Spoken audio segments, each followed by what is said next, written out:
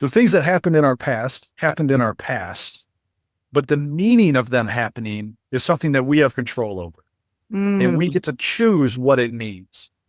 And that was really the big gift and why I absolutely love hiking above all else. Sometimes all it takes is a small shift in perspective to unlock a whole new world.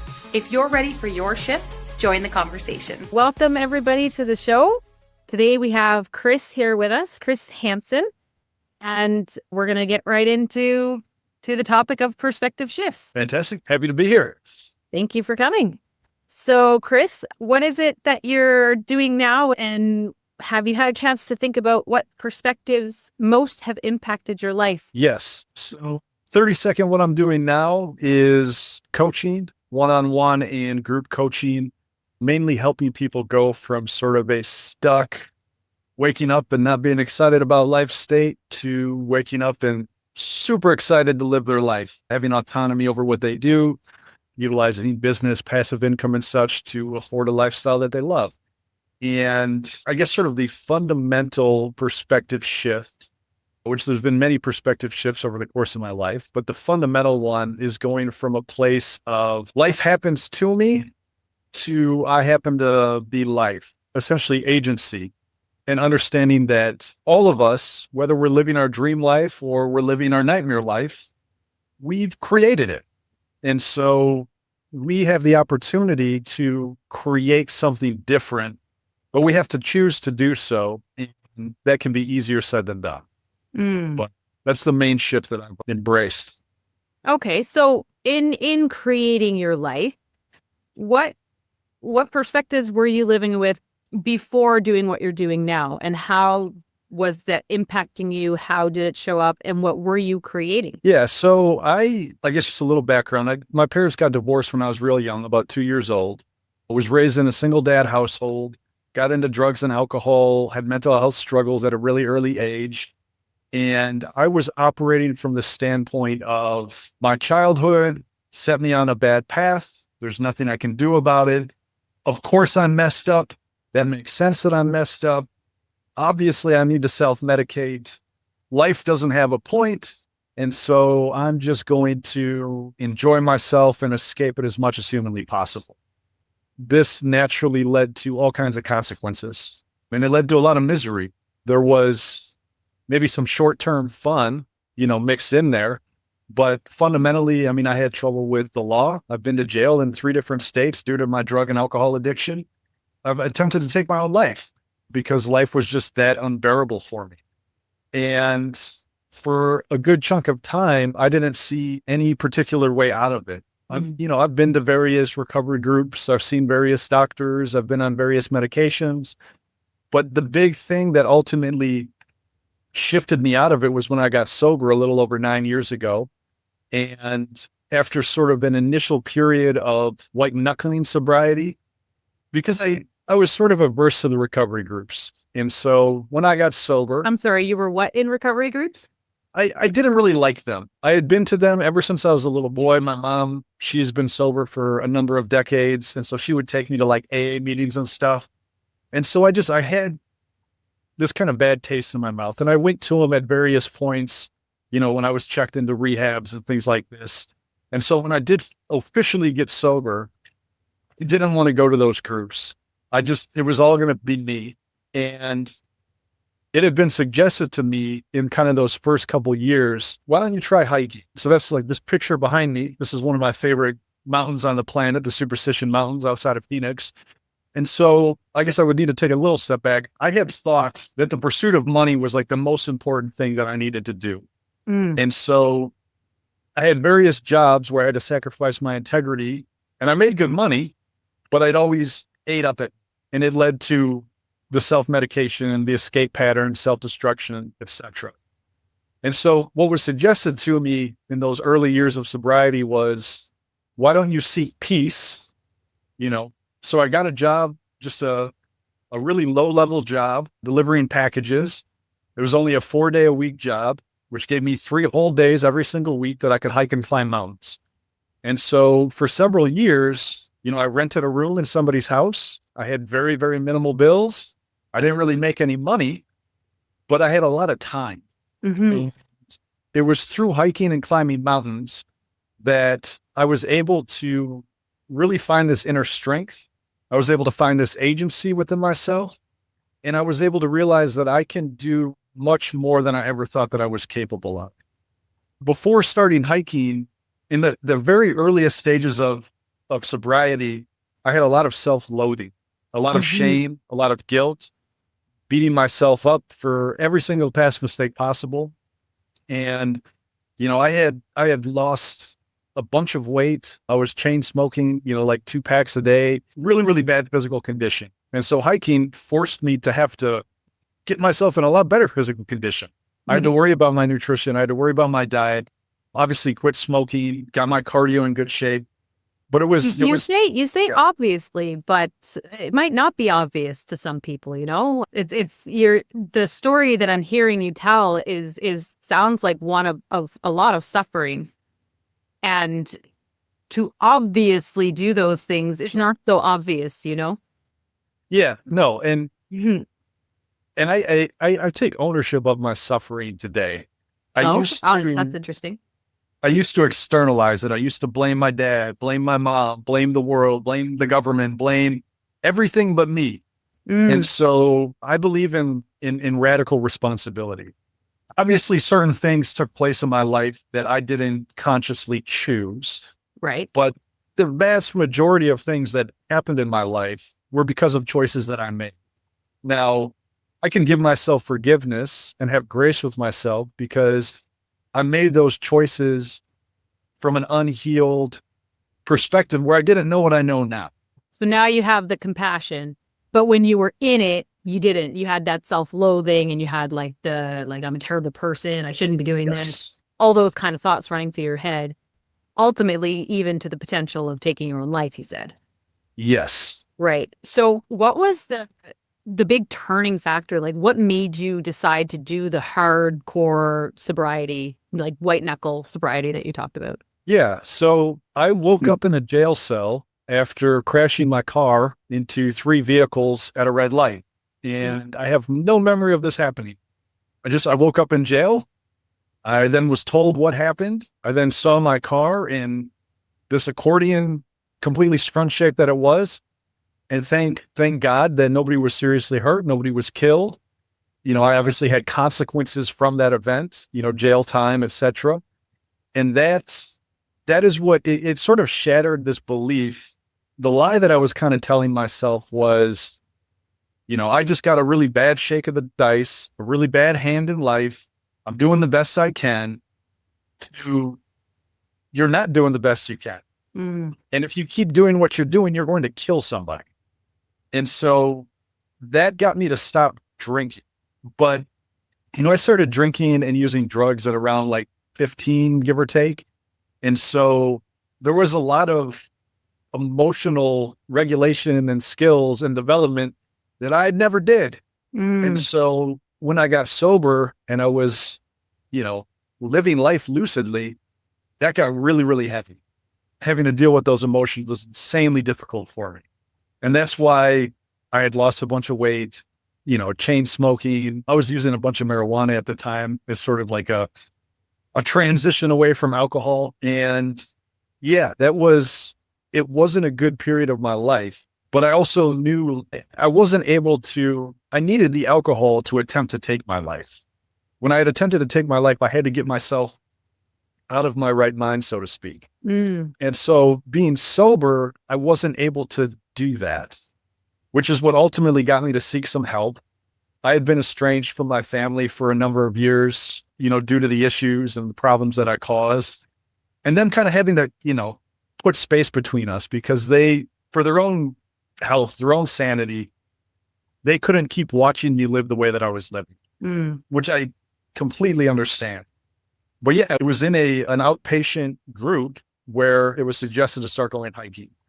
And I've had a meditation practice that was kind of off and on, even during my usage, that I really started leaning into. And I started getting insights. And I remembered being a little boy and really enjoying doing hard things.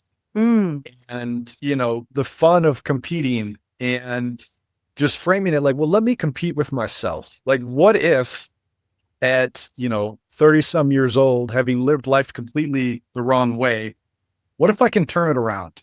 Mm-hmm. What if I can take these lessons and catalyze them into an actual purpose in life? Because I've always wanted to help people. I've always enjoyed just helping people in whatever way that I could. I never could take my own advice, but I could always give people, good advice. And yeah, the hiking transition into me signing up for a 50K ultra marathon in the mountains. And sadly, before that 50K, I lost my little brother to suicide. And so the 50K was less than 3 weeks after his death. And it was a big moment for me that I look back on all the time, because I could have very easily said, no, I'm not going to do the race, but I did. And I wasn't well trained for it. And I didn't finish it super fast, but I finished it. And that fully crystallized for me that my mind is more powerful than my body, and that I am more capable than I think I am. And in turn, everybody out on this planet, all 8 billion of us, can do more than we tell ourselves we can do. So, yeah. Yeah, that's really powerful. Like that's not something easy to go through and then still achieve your personal goals on top of your external circumstances that you had been dealing with. That sounds tremendously heavy to continue moving through. Yeah, it was. And thankfully, with hiking, I don't think it gets talked about that much, but there's a lot of neurochemical benefits to it. So there's a popular therapy over the last few years called EMDR, eye movement desensitization and reprocessing. It's like a trauma-based therapeutic model. And the main mechanism of it is like when your eyes move laterally, it's producing acetylcholine, which is helping you get into a neuroplastic state. Well, when you're hiking, your eyes are naturally doing that because you don't want to trip over the rock or the roots or whatever it is. The footing's uneven, etc. And the added benefit is you're exerting yourself physically. So you're getting tired, you're breathing heavy, you're thirsty, you're hungry. And this is taking sort of mental processing power, which means that as you hike for several miles or several hours, and you think about things in the past, they don't have as much emotional weight to them. And so you're able to reframe things. The things that happened in our past, but the meaning of them happening is something that we have control over. And we get to choose what it means. And that was really the big gift and why I absolutely love hiking above all else. It literally saved my life. I think that's amazing that in the solitude of the hiking, you were able to come to that conclusion where life just isn't throwing things at you and you're not damned by what it throws at you, that you actually have the capability to assign the meaning of what is in your life. And that is so powerful. And the fact that you found that through hiking is inspiring. Yeah. No, and I appreciate you saying that. I probably annoy people sometimes with how much I prescribe hiking, but it's such a good, it's a holistic thing too. It's not just good for our mind and our emotions, but it's good for our bodies and spiritually. Like one of the things that, like these mountains behind me, these were formed roughly 18 to 25 million years ago off of a super volcano. The mountain doesn't move. It's always there. It's always steady, but you can move through it, or you can move over it or around it. You can explore it. And the steadiness of the mountain allowed me to find steadiness in myself. I used to be insanely chaotic. My mind was everywhere all the time. Racing thoughts, ruminating on things, difficulty sleeping, insomnia, all that type of stuff. But with hiking, I found presence in the mountains. And I grew up in Wisconsin, which is a beautiful state, very cold, which is part of the reason why I had left Wisconsin. But the desert, the plant life here, it's not big oak and maple trees and evergreens, etc. It's saguaro cactus and cholla, all these dangerous plants that you don't want to necessarily touch.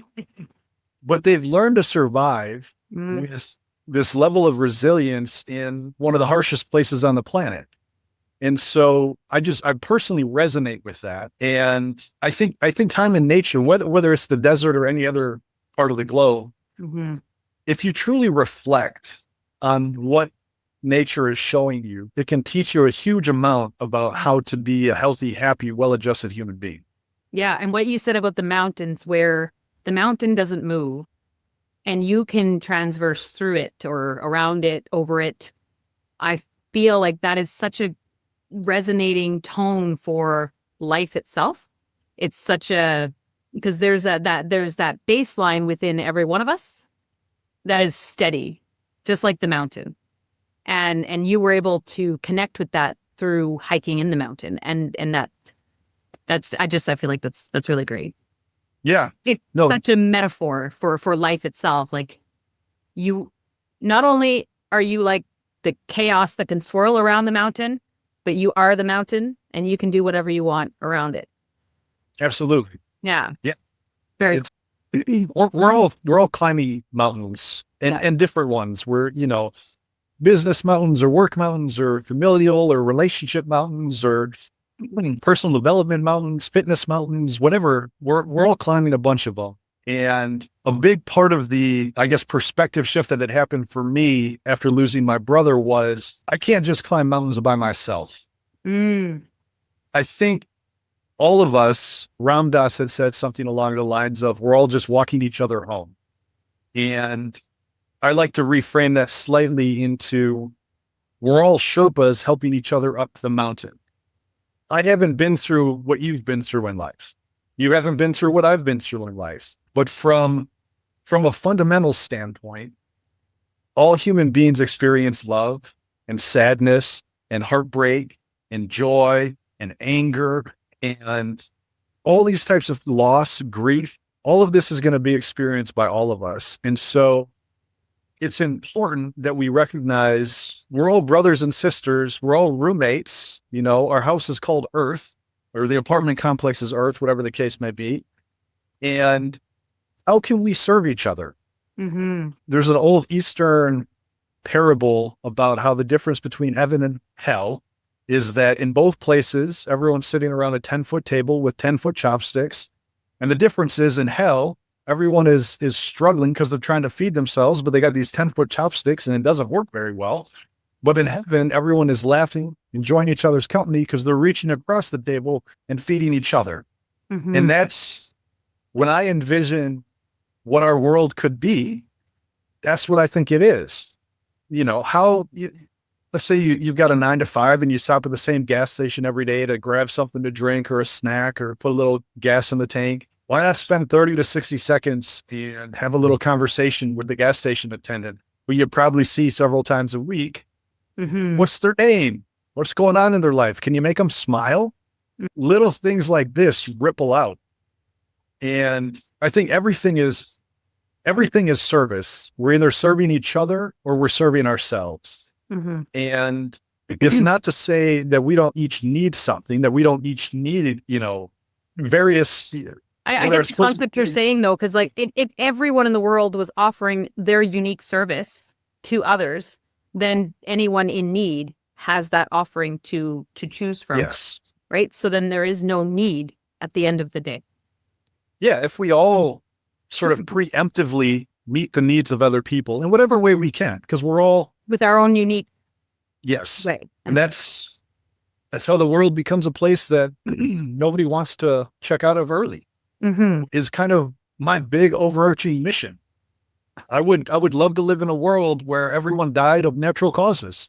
Mm-hmm. Is that necessarily possible in my lifetime? Well, probably not. We don't know. But I can do my part to get us closer to that place. So that's why I wake up every day. Mm-hmm.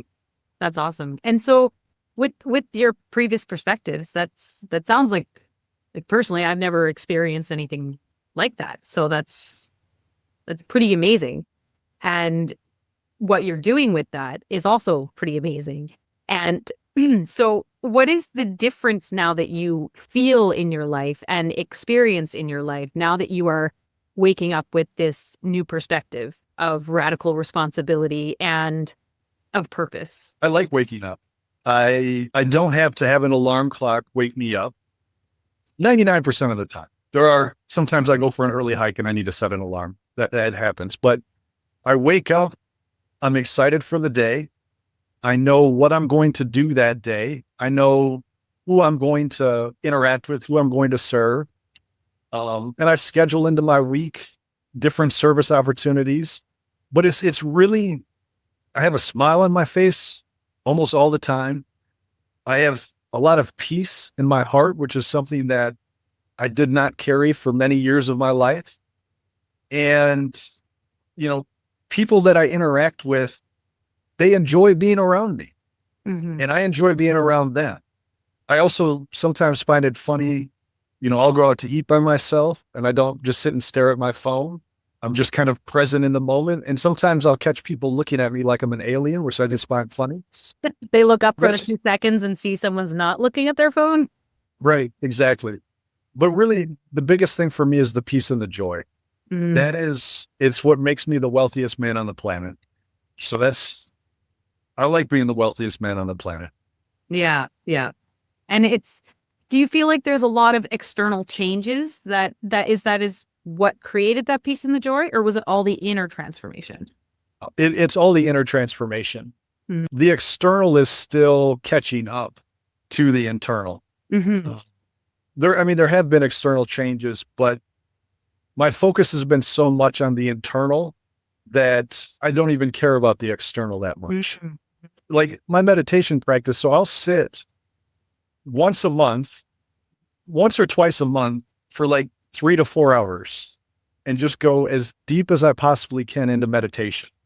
And that's where I find all of the gold, all of the wisdom that helps me just navigate this thing called life. Mm-hmm. But ultimately with my coaching business, that's the goal is to help others achieve a similar type of transformation. And then that business is in turn going to make my external reflect the internal more. Yes. But I'm not attached to, hey, by this date, I need to have this much revenue, or I need to be in this kind of house or this kind of car, or anything like that. That's not. It's good to have goals in daily actions, but it's the outcome is pliable, Yes. Right? Because the outcome, if we're attached to the outcome, this is in my experience, if we're attached to the outcome, then it's our ego playing the show. And if that's happening, then I think we're off the authentic track. Yes. You've got to enjoy hiking to the top of the mountain. Yeah. Not be completely worried about the view from the sun. Yeah. You can enjoy the rest of the hike and the rest of the view as well, right? Yeah. Yes. Yeah. That's awesome. Absolutely. So if you were to, what would be if there's anybody listening right now that finds themselves in a similar state to which you described earlier, what would be the biggest piece of advice that you could say to them that might be the thing that says, I can choose to live differently? I would say you are not your past and your future hasn't happened yet. It is always today. It is always right now. And you get to choose who you are. You can reinvent yourself every single second if you wanted to. Now, if you do that, of course, that's going to be chaotic. But if you make a conscious choice on who you are and who you're going to be, just take one step after another and move towards that. Give yourself grace. Forgive yourself for whatever past mistakes, whatever shame or guilt you might have. But know that you are not your past. It does not define you. If anything, your past gives you the credentials to move into who you're going to become. Mm-hmm. And ultimately, it would stem down to that word agency. I would try to, if I could just put it in a box with a bow on it and give somebody agency, I would send it out to everybody on the planet.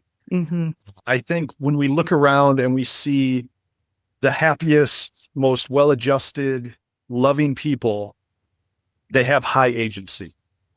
And so it's about shedding the notion that we're our thoughts and we're our feelings and we're our past. We're so much more than that. Mm-hmm. That those all tell a part of the story of who we are, but we're none of those things. So I don't know if that's maybe too roundabout of an answer. One step at a time, and you have agency. That's very important. If you don't even know you have it, how can you access it? Right? Yes. That's awesome. So you have written a book as well? Yes. Well, I've actually written 2 books. One of them is more popular than the other, but the book that people are really enjoying the most is called Deadbeat to Easy Street, Escaping the Time for Money Trap. It's basically, it's somewhat my life story, but it's more about action steps on how to become the type of person who can live your dream life. Mm-hmm. Because fundamentally, in order to, it's easy, especially with like social media, to look at other people and say, I want their life. You know, they're spending time with these people, they're going to these places, they're doing these things. I want that life. But the real work is in recognizing what type of person can have that life. What are their daily habits? What are their practices? What is their internal monologue like? So in the book, I lay out step by step how to do that, and not how to live my life or how to live some celebrity or influencer's life, but how to live the life that you want to live. And then the other book is Ascent of the Silent Hole, which is more of I called it a ontological allegory and metaphysical autobiography. And it's a much more dense philosophical read, which is why not as many people are reading it, which is completely fine and understandable. It was more written for myself. That's kind of like what I'm working on. Yeah. Deadbeat to Easy Street, I wrote for everybody else. Ascent of the Silent Hole, I wrote for myself. Okay. And does it address like where you used to be versus where you are now with those steps? Oh, okay. Okay. Yeah, I tie into with Deadbeat to Easy Street. I pull a lot from the Bible, and I'm not trying to like convert anyone to Christianity.